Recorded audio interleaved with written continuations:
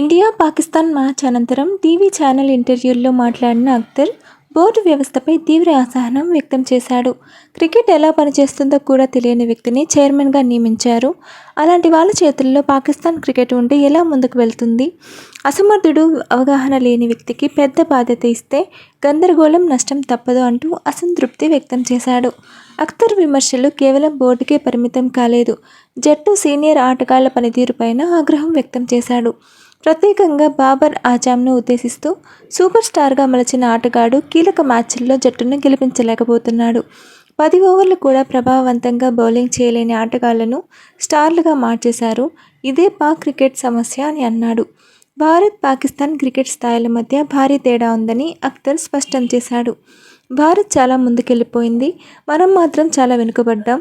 ఇప్పుడంతా టీఆర్పీ ప్రచారం గురించి ఆలోచన, మైదానంలో పోరాటం కనిపించడం లేదని తేల్చి చెప్పాడు.